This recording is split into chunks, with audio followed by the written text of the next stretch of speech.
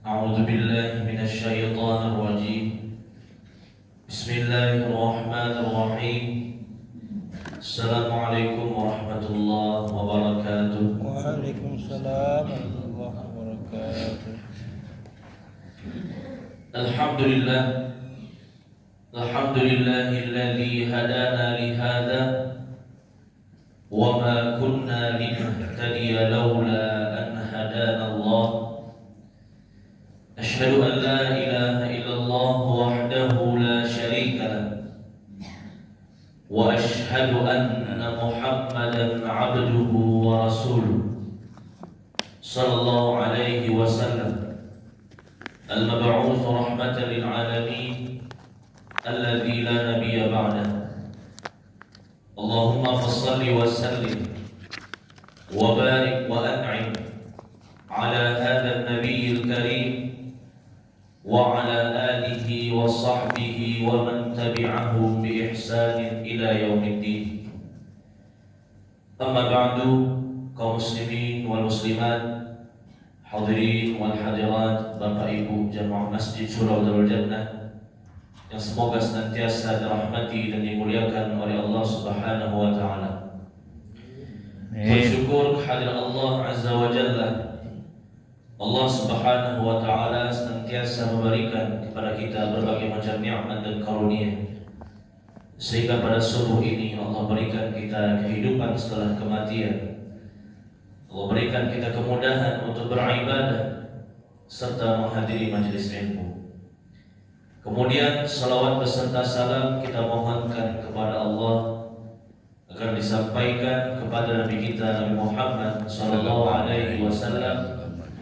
Allahumma salli ala Muhammad wa ala ali Muhammad. Semoga salawat dan salam juga tercurah kepada keluarga beliau, istri-istri beliau, kepada para sahabat dan orang-orang yang mengikuti beliau dengan benar hingga hari kiamat. Amin. Bapak Ibu rahmati Allah Subhanahu wa taala, kembali kita melanjutkan kajian tafsir Al-Qur'an. Pada pertemuan sebelumnya kita membahas surah Al-Baqarah ayat 119 sampai 121. Insyaallah taala pada pagi ini kita lanjutkan dengan ayat 122 sampai 124. Al-Baqarah ayat 122 sampai 124. Bapak Ibu rahmati Allah Azza wa Jalla, di ayat 122 dan 123 ini merupakan pengulangan yang persis sama dengan ayat di sebelumnya, ayat 47 dan 48. Ya, kalau diperhatikan 122 dan 123 ini merupakan pengulangan dari ayat 47 dan 48. Ya Bani Israel, uzkuru ni'mati allati an'amtu alaikum wa anni faddaltukum 'alal 'alamin. Wahai Bani Israel, anak cucu Nabi Ya'qub alaihi salam, ingatlah nikmat-nikmatku yang telah aku berikan kepadamu, dan sungguh aku telah memuliakanmu di seluruh alam semesta. Bani Israel adalah dzurriyyatu Ya'qub, keturunan Nabi Ya'qub alaihi salam, karena Israel adalah nama lain dari Nabi Ya'qub, yang mana Israel artinya Abdullah, hamba Allah, ya, hamba Allah yang patuh kepadanya. Bani Israel dipanggil oleh Allah, uzkuru ni'mati allati an'amtu alaikum. Ingatlah, artinya syukurilah nikmat yang telah Allah berikan kepadamu. Wa anni faddaltukum 'alal 'alamin, dan sungguh aku telah memuliakan kalian di seluruh alam semesta. Ini juga telah terjelaskan Bani Israel adalah manusia yang Allah agungkan, yang Allah muliakan sebelum diutusnya Rasulullah Shallallahu Alaihi Wasallam. Mereka dikaruniakan dengan berbagai macam karunia, karunia kenabian, karunia kerasulan, nikmat berupa harta, dan mereka pun orang-orang yang cerdas dan intelektual. Ya, faddaltukum 'alal 'alamin. Aku muliakan kamu semua Bani Israel di seluruh alam semesta. Artinya sebelum diutusnya Rasulullah Sallallahu Alaihi Wasallam, memang manusia yang terbaik di zaman itu adalah orang-orang Bani Israel. Selagi mereka masih beriman dan bertakwa kepada Allah Subhanahu Wa Taala. Namun setelah diutusnya Nabi Muhammad Sallallahu Alaihi Wasallam, maka manusia yang terbaik adalah umat Rasulullah. Sesuai nanti akan kita bahas di juz yang kedua surat Al-Baqarah ayat 143. Wa kadzalika ja'alnakum ummatan wasata. Demikianlah kami menjadikan kalian wahai umat Muhammad ummatan wasata, umat yang terbaik. Umat yang terbaik adalah umat Nabi Muhammad sallallahu alaihi wasallam. Setelah diutusnya Rasulullah sallallahu alaihi wasallam, begitupun nanti di surah Al-Imran Allah berfirman, kuntum khayra ummatin ukhrijat linnas. Kalian semua umat Muhammad adalah umat yang terbaik yang pernah Allah keluarkan dari manusia. Faddaltukum 'alal 'alamin di ayat 122. Begitupun di ayat sebelumnya ayat 47 menjelaskan keutamaan Bani Israel sebelum zaman Nabi Muhammad SAW. Itu pun bagi yang berimannya, bagi yang bertakwanya, bukan yang kafirnya, bukan yang musyriknya. Tapi setelah diutusnya Rasulullah, yang terbaik adalah umat Muhammad, ummatan wasata, umat yang terbaik. Khairu ummatin ukhrijat linnas, sebaik-baik manusia yang Allah munculkan, yang Allah keluarkan dalam sejarah peradaban manusia. Wattaqu yawman la tajzi nafsun an nafsin syai'an. Takutlah kalian pada suatu hari, yaitu hari kiamat. La tajzi nafsun an nafsin syai'an, di mana pada hari tersebut seseorang tidak dapat memberikan syafaat, tidak dapat memberikan pertolongan kepada orang yang lainnya. Di hari kiamat ada syafaat, tapi syafaat hanya berlaku bagi orang-orang yang beriman, tidak diberikan kepada orang-orang kafir. La tajzi nafsun an nafsin syai'an. Seseorang tidak bisa membela orang lain sedikit pun di hari kiamat. Ini orang kafir. Orang kafir, kata Allah, fama tanfa'uhum syafa'atus syafi'in. Di hari kiamat mereka tidak berhak mendapatkan syafaat sedikit pun. Adapun orang beriman insyaallah akan mendapatkan syafaat selagi diizinkan oleh Allah. Man dzalladzi yashfa'u 'indahu illa bi'idznih, dalam ayat kursi. Tidak ada yang bisa memberikan syafaat kecuali atas izin Allah. Ini orang yang beriman. Orang beriman di hari kiamat akan mendapatkan syafaat. Mungkin langsung dari Allah syafaati, atau mungkin langsung dari Nabi Muhammad SAW, atau dari para malaikat, atau sesama orang beriman, atau syafaat dari ibadah-ibadahnya, atau syafaat dari anak-anaknya, keluarganya. Orang beriman akan mendapatkan syafaat insyaallah dengan berbagai macam sumber syafaatnya, dari Allah langsung, atau melalui nabi, atau melalui malaikat, melalui orang beriman, atau amal-amal ibadah yang dia kerjakan di dunia. Orang beriman akan mendapatkan syafaat. Orang kafir tidak. Fama tanfa'uhum syafa'atus syafi'in. Orang kafir tidak berhak mendapatkan syafaat sedikit pun di hari kiamat.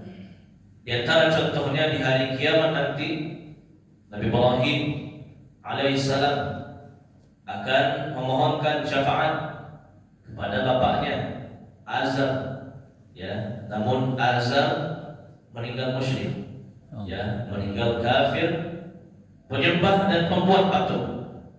Nah, di hari kiamat Ibrahim akan mengatakan kepada Allah, wahai Allah, ini bapakku, izinkan aku memberikan syafaat kepadanya.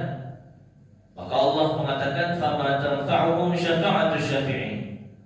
Orang-orang kafir meskipun dia keluarga Nabi atau kerabat Nabi sekalipun, la tanfa'uhum syafa'atu syafi'in. Syafaat orang beriman tidak akan bermanfaat bagi mereka.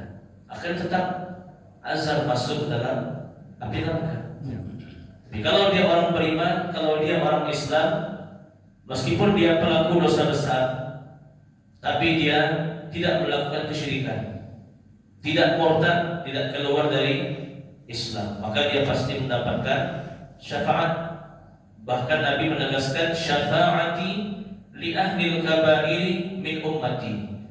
Di antara syafaatku yang Allah izinkan adalah untuk pelaku dosa-dosa besar dari umatku.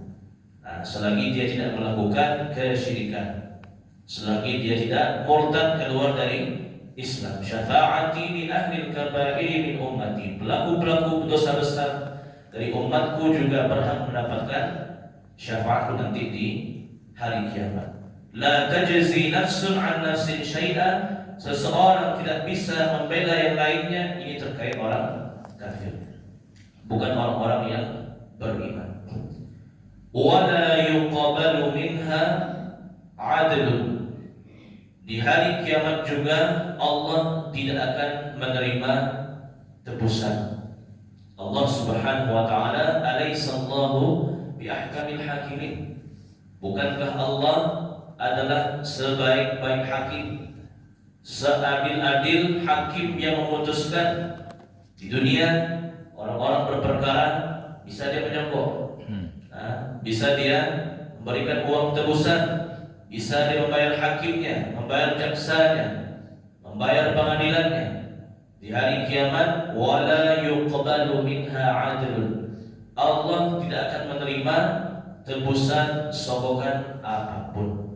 Bagaimana mungkin Allah akan menerima tebusan dari hambanya, sedangkan Allah adalah Al-Ghani, zat yang maha kaya.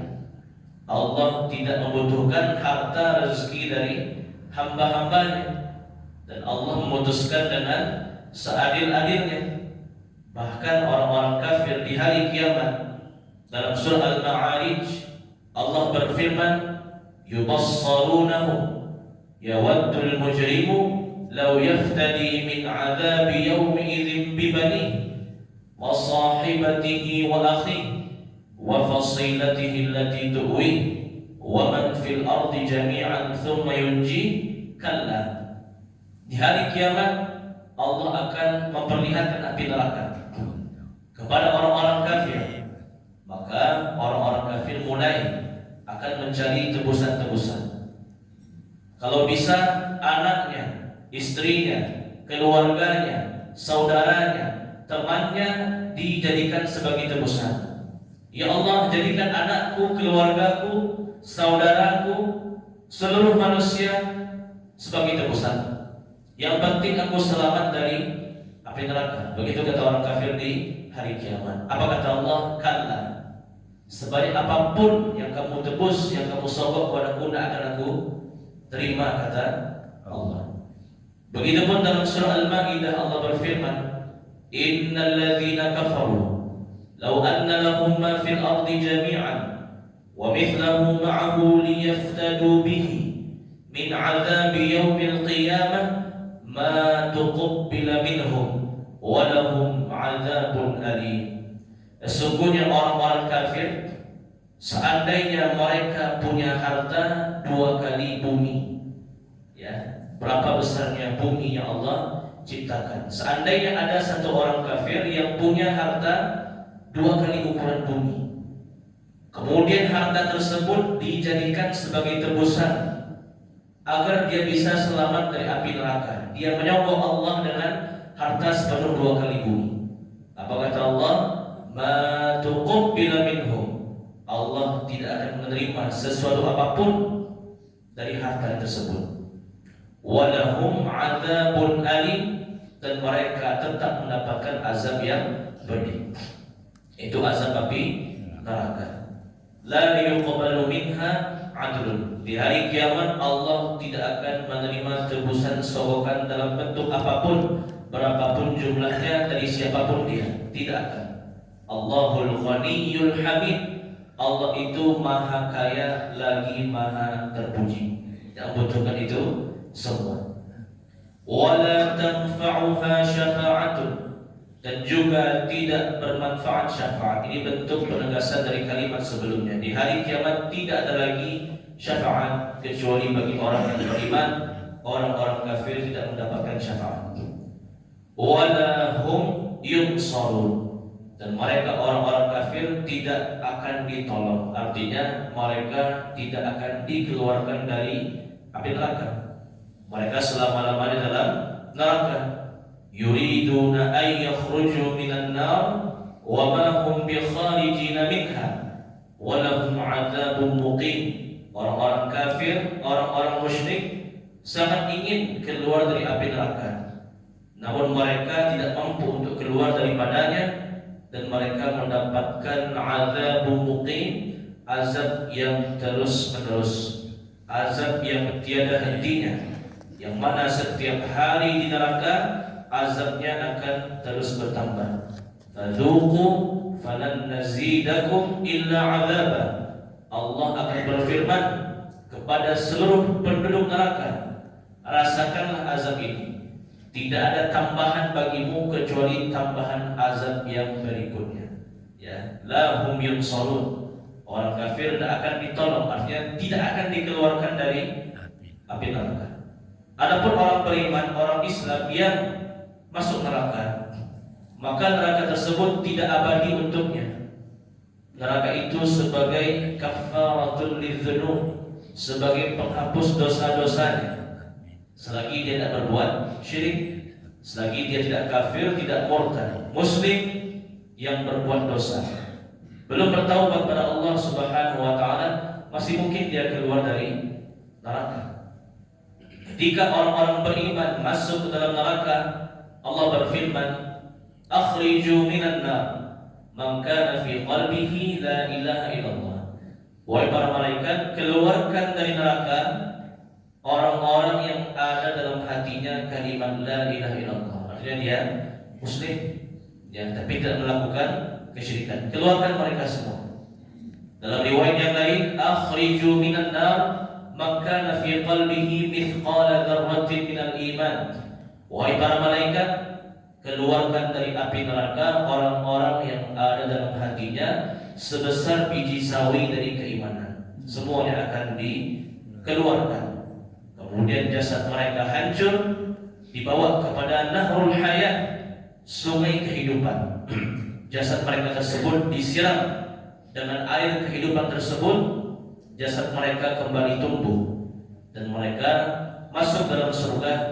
Di kening mereka tertulis Jahannamiyun, mantan penduduk neraka Jahannam. Tidak apa-apa, yang penting masuk surga.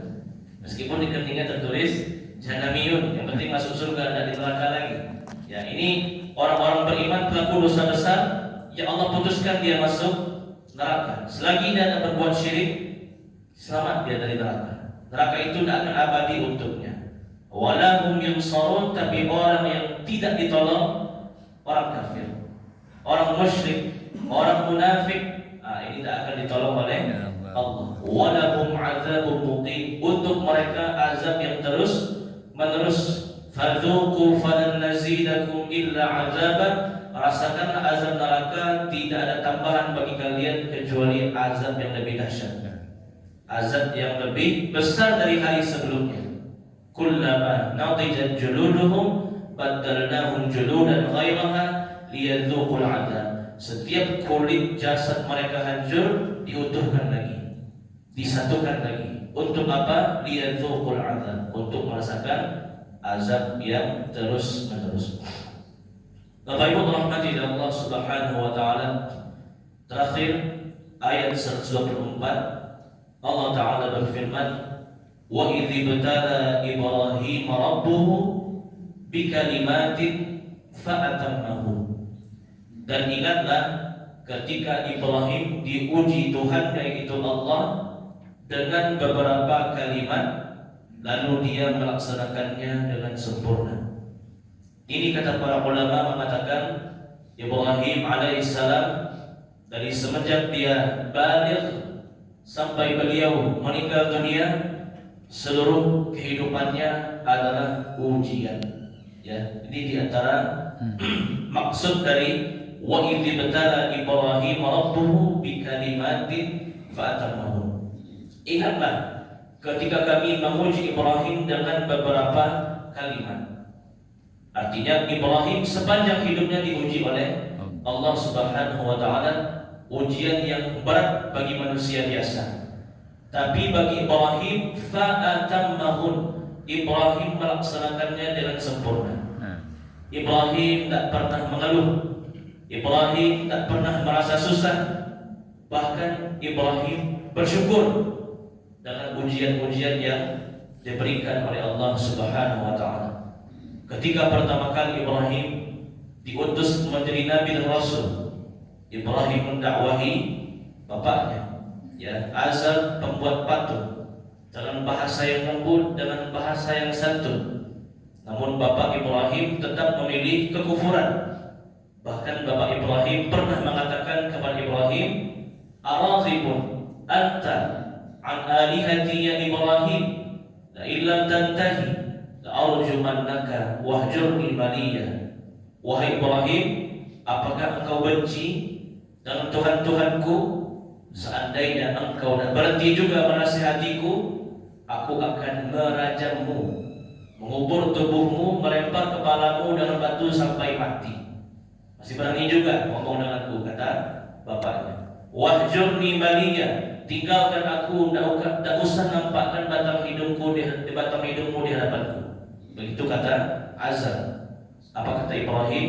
Salamun alaik, semoga keselamatan untukmu wahai bapakku. Sa'astaghfirulaka rabbi, aku akan mohonkan ampun dirimu kepada Allah selagi aku belum dilarang oleh Allah. Begitu Ibrahim mendakwahi bapaknya, tetap berlaku santun, tetap berlaku akhlak yang baik, meskipun bapaknya berlaku kasar dan zalim kepadanya. Ibrahim juga Allah perintahkan untuk menghancurkan berhala-berhala kaumnya dan menyisakan satu berhala yang besar. Kemudian kaumnya bertanya, "Wahai Ibrahim, engkau pasti yang menghancurkan berhala-berhala kami?" Ibrahim seorang yang cerdas menjawab, "Bal fa'alahu kabiruhum hadza fas'aluhum in kanu yantiqun." Bukan aku yang menghancurkannya, tapi itu berhala yang paling besar. Lihatlah di tangannya ada kapak, tanya dia kalau dia bisa berbicara. Kaumnya marah, dihidupkan api unggun yang besar. Ibrahim hendak dibakar, maka Allah selamatkan Ibrahim, api menjadi dingin. Allah berfirman, "Qulna ya naru kuni bardan wa salaman ala Ibrahim." Wahai api, dinginlah dan selamatkan Ibrahim. Selamat Ibrahim. Begitu juga Ibrahim juga pernah berdakwah kepada seorang raja Namrud yang mengaku dirinya sebagai Tuhan. Namrud mengatakan, "Ana uhyi wa umit." Aku adalah Tuhan yang bisa menghidupkan dan bisa mematikan. Ibrahim bertanya, "Wahai Namrud, apa buktinya engkau sebagai Tuhan yang menciptakan?" Maka Namrud memerintahkan dua orang budaknya, laki-laki dan perempuan, mohon maaf, untuk bersetubuh. Dari persetubuhan tersebut lahirlah anak. Lalu Namrud mengatakan, anak ini ciptaanku, ya, karena hambaku ini atas perintahku dia melakukan hal demikian. Lahirlah anak ini adalah ciptaanku. Ini bukti aku sebagai Tuhan. Saking bodohnya Namrud. Maka Ibrahim mengatakan, qala innallaha ya'ti bisyamsi minal masyriq fa'ti biha minal maghrib. Baiklah wahai Namrud, Allah Tuhanku menerbitkan matahari dari timur, menenggelamkannya di barat. Kalau engkau Tuhan, coba balikkan, terbitkan dari barat, tenggelamkan di timur. Fabuhital ladzi kafar, maka terdiamlah orang-orang kafir, terdiamlah Namrud. Namun Namrud tetap membangkang. Ibrahim mengalah. akhirnya Ibrahim hijrah ke negeri Palestina. Ketika Ibrahim hijrah, Namrud Allah azab dia dengan seekor nyamuk yang masuk ke telinganya, memakan otaknya, mati dia. Itulah nasib orang yang mengaku dirinya sebagai Tuhan. Ya, dengan nyamuk saja dia mati. Dia tak punya kuasa kepada langit dan bumi, mengaku dirinya sebagai Tuhan. Akhirnya Allah matikan dalam kondisi yang hina. Ketika Ibrahim sampai di Palestina, Ibrahim menikah dengan Sarah dan juga dengan Hajar. Dari Hajar lahirlah anaknya Ismail. Belum cukup sehari Ismail lahir ke dunia, Allah perintahkan Ibrahim untuk membawa Hajar dan Ismail ke Makkah, yang mana Makkah pada waktu itu adalah sebuah lembah yang tandus yang tidak berpenghuni. Disuruh Allah tinggalkan di sana. Ibrahim mengeluh, tidak. Ibrahim langsung membawa istrinya dan Ismail tinggal di Makkah, meninggalkan mereka berdua di sana tanpa siapapun penolong dan pendamping. Sampai-sampai Hajar bertanya, wahai Ibrahim, apakah ini perintah dari Allah? Maka Ibrahim mengatakan, benar, Allah yang perintahkan. Maka Hajar mengatakan, kalau memang seperti itu, maka Allah tidak akan menyia-nyiakan kami. Allah pasti akan menjaga kami. Dan Ibrahim dalam masa hidupnya hanya bertemu dengan Ismail sebanyak 6 kali seumur hidupnya. Karena Ibrahim alaihissalam tinggal bermukim di Palestina. Ya, Ibrahim hanya 6 kali berjumpa dengan anaknya. Bahkan ketika Ismail sudah beranjak remaja, Allah perintahkan Ibrahim untuk menyembelihnya melalui mimpi yang berulang kali muncul dalam tidur Nabi Ibrahim alaihissalam. Kemudian Ibrahim bertanya kepada anaknya, Inni ara fil manam anni azbahuka fanzur madza tara. Wahai Ismail anakku, aku berulang kali bermimpi menyembelihmu. Ini pasti perintah Allah untuk menyembelihmu wahai Ismail. Bagaimana pendapatmu wahai Ismail? Maka Ismail menjawab, Ya abati if'al ma tu'mar satajiduni insyaallahu minas sabirin. Wahai bapakku, kerjakanlah apa yang diperintahkan oleh Allah, aku pasti akan bersabar dalam menjalani perintah Allah. Begitupun nantinya Ibrahim lahir anaknya yang kedua dari istri yang pertama Sarah bernama Nabi Ishaq alaihissalam, dan juga jarang bertemu dengan Ibrahim. Karena Ibrahim adalah nabi yang berdakwah di seluruh penjuru bumi, jarang bertemu dengan istrinya, jarang bertemu dengan anaknya.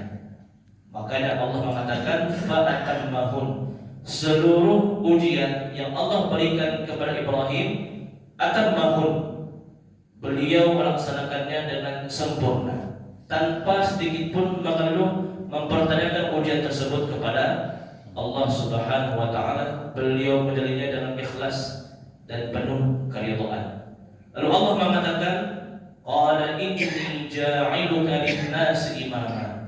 Wahai Ibrahim, sebagai balasan engkau mampu menjalani ujian-ujian tersebut dengan penuh kesempurnaan, ja'iluka lin-nasi imama, aku menjadikanmu sebagai imam.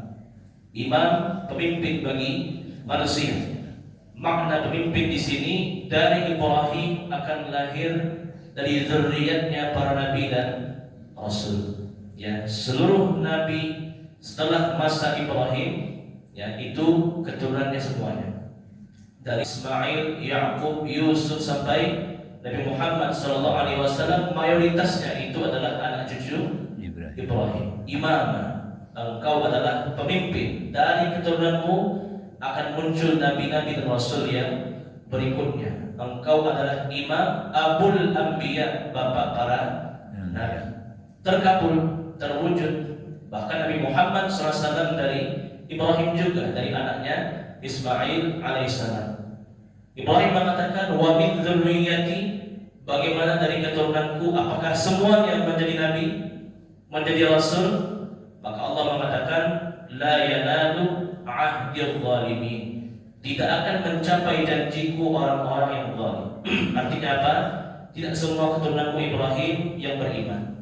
Ada juga di antara mereka yang kafir Tapi yang berimannya aku berikan keutamaan bin nubuwati war risalah. Aku jadikan orang-orang beriman dari keturunanmu nabi dan rasul. Adapun manusia secara umum ada yang berimannya, ada yang kafir, dan termasuk dari keturunanmu wahai Ibrahim akan juga muncul orang-orang kafir. Orang-orang kafir ini tidak akan aku jadikan sebagai nabi dan rasul.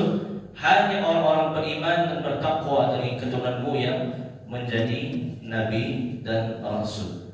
Ya, Allah alam bisawab. Inilah kajian kita pada subuh ini, Al-Baqarah 122 sampai 124. Silakan kalau ada Bapak Ibu yang bertanya. Silakan. Waalaikumsalam.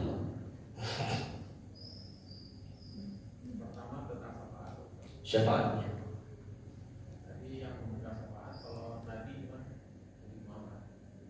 Ini untuk kita, tapi kalau untuk umat yang lain, nabi-nabi mereka masing-masing juga memberikan syafaat. Nabi sebelum saat itu ya ucapkan salawat Nabi itu sudah dapat syafaatnya. Kemudian kedua, Nabi Ibrahim itu meninggalkan keluarganya sampai 6 tahun ya. Nah itu banyak yang ditiru oleh apa ya, meninggalkan keluarganya juga ya. Sedangkan dalam Quran itu kan kalau 3 bulan berturut-turut ya pulang anak. Iya. Ini orang kan kadang-kadang kan ngambil ini, saya masih ada ngambil yang begitu. Masih ada Daud kan masih ada. Maka banyak banget gimana? Baik. Yang pertama, di hari kiamat para nabi akan diizinkan memberikan syafaat kepada umatnya. Namun di antara para nabi yang paling banyak syafaatnya adalah Nabi Muhammad sallallahu alaihi wasallam. Dan Nabi Muhammad memiliki beberapa syafaat khusus yang tidak dimiliki oleh nabi yang lainnya. Di antaranya adalah syafaat kubra, syafaat besar. Apa itu syafaat kubra? Yaitu Allah Subhanahu wa taala memutuskan perkara di antara hamba-Nya. Setelah manusia berdiri di hari kiamat selama setengah hari, yang mana setengah hari kalau dihitung dengan hari dunia sama dengan 50.000 tahun. Jadi ketika manusia dibangkitkan dari kuburnya, mereka tidak langsung diadili oleh Allah. Mereka berdiri dulu setengah hari kalau hitung akhirat, tapi hitungan dunia sama dengan 50.000 tahun. Seandainya Allah tidak izinkan Nabi Muhammad untuk memberikan syafaat, maka manusia akan terus berdiri selamanya. Nah, ini syafaat yang dimiliki oleh Nabi Muhammad SAW dengan doa-doa yang dibaca oleh Nabi Muhammad. Nabi Muhammad dalam sebuah hadis bersujud memuji Allah, menyanjung Allah, memuja Allah. Barulah Allah menegakkan pengadilan di hari kiamat. Ya Muhammad irfa' ra'saka wasal tus'al washfa' tushaffa'. Wahai Muhammad, angkat kepalamu, bangkit dari sujudmu, minta apa saja aku kabulkan, berikan syafaat, aku telah izinkan. Ini syafaat khusus bagi Nabi Muhammad, disebut dengan syafaat kubra, syafaat besar. Dengan setelah Nabi Muhammad SAW, Allah menegakkan pengadilannya kepada seluruh hamba-Nya di hari kiamat. Dan juga yang kedua, syafaat terbukanya pintu surga. Ya, pintu surga tidak akan terbuka sampai datang Nabi Muhammad sallallahu alaihi wasallam. Ini syafaat khusus bagi Nabi Muhammad, syafaat kubra dan syafaat pintu surga hanya milik Nabi kita, ya, Nabi Muhammad sallallahu alaihi wasallam. Adapun setiap nabi, setiap rasul, mereka masing-masing juga punya syafaat kepada umatnya yang beriman. Ya, mereka selamat dari neraka, masuk ke dalam surga. Bukan hanya Nabi Muhammad. Nabi Muhammad punya dua syafaat khusus tadi, syafaat kubra dan syafaat terbukanya pintu surga. Hanya milik Rasulullah SAW syafaat yang istimewa. Yang kedua terkait apa tadi, Pak? Oh, syariat umat terdahulu. Ya, dalam Islam syar'u man qablana syar'una ma lam yunsakh. Syariat umat terdahulu juga syariat kita selagi hukumnya belum dihapuskan. Artinya tidak mutlak syariat umat terdahulu menjadi syariat kita.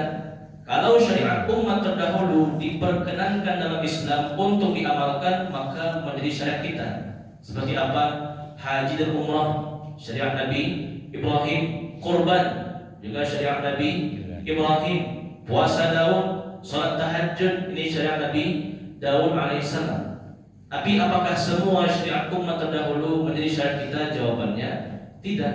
Termasuk Ibrahim meninggalkan istri dan anaknya. Itu atas dasar perintah Allah, dan itu hanya berlaku di zaman itu, ya. Tapi tidak bisa diaplikasikan kepada zaman sekarang karena tidak diperkenankan. Nabi melarang para suami meninggalkan istrinya, anaknya, tidak memberikannya nafkah dalam waktu yang lama, dilarang. Dibenci oleh Rasulullah SAW. Apalagi Rasul mengatakan orang yang keluar mencari nafkah untuk keluarganya, mencari rezeki yang halal, itulah orang-orang yang fi sabilillah. Itulah orang-orang yang berjihad di jalan Allah. Itu dia. Tapi ada orang yang sengaja keluar beralasan, Allah pasti jamin rezeki istriku, pasti jamin rezeki anakku. Tapi dia pergi entah kemana dalam jangka waktu yang dalam alasan dia berdakwah pada Allah, padahal dia tidak berdakwah pada Allah. Ini zalim namanya, ya. Beralasan dengan syariat dulu Ibrahim meninggalkan Hajar dan Ismail di Makkah, Allah jamin rezekinya, muncul Zamzam. Ini syariat umat terdahulu, ya. Apakah diperkenankan dalam Islam? Jawabannya tidak. Kalau memang ingin semua syariat umat terdahulu, maka hendaknya kita mengamalkan syariat umat Nabi Musa dulu ketika mereka bertaubat dari menyembah patung anak sapi. Bagaimana perintah Allah? Faqtulu anfusakum, bunuh diri kalian. Mau tidak seperti itu? Jawabannya tidak. Jadi syar'u man qablana syar'una ma lam yansakh dalam ilmu usul fikih. Di antara dalil dalam Islam adalah syariat umat terdahulu juga menjadi syariat kita ma lam yunsakh, selagi belum dihapuskan. Kalau diperkenankan untuk diamalkan menjadi syariat kita.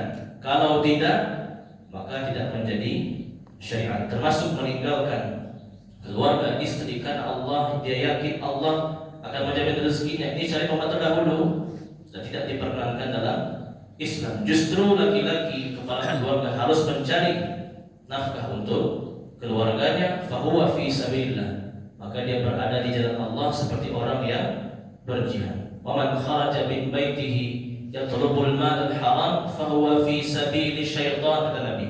Orang yang keluar dari rumahnya mencari rezeki yang haram untuk istri anaknya, maka dia berada di jalan setan, bukan di jalan Allah. Ya, ini syariat terdahulu tapi tidak berlaku lagi di zaman sekarang. Ya, Allah a'lam bishawab. Ustaz, Ya, Pak. kalau istrinya redo, kalau istrinya redo, suaminya pergi. Ya, untuk apa dia istri? Karena ada hakku baina zaujain.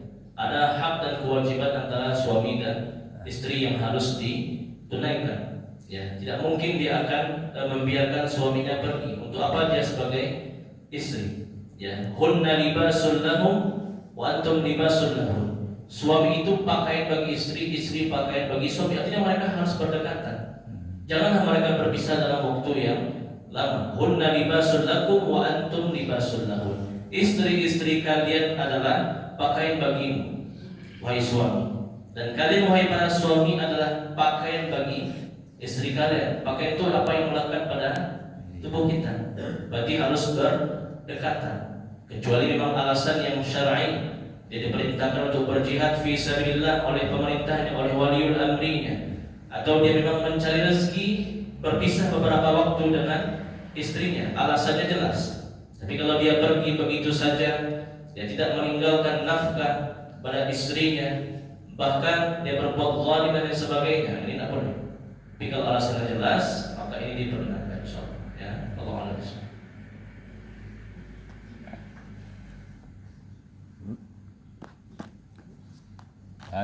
Bas, ya. Baik, kita cukupkan, mudah-mudahan bermanfaat, dapat kita pahami, dapat kita amalkan. Terlebih terkurang mohon dimaafkan. Subhanallahi wa bihamdik, asyhadu an la ilaha illa anta, astaghfiruka wa atubu ilaik. Billahi taufiq wal hidayah. Assalamualaikum warahmatullahi wabarakatuh. Waalaikumsalam. Itu tadi ceramah Ustaz Sultan NCS.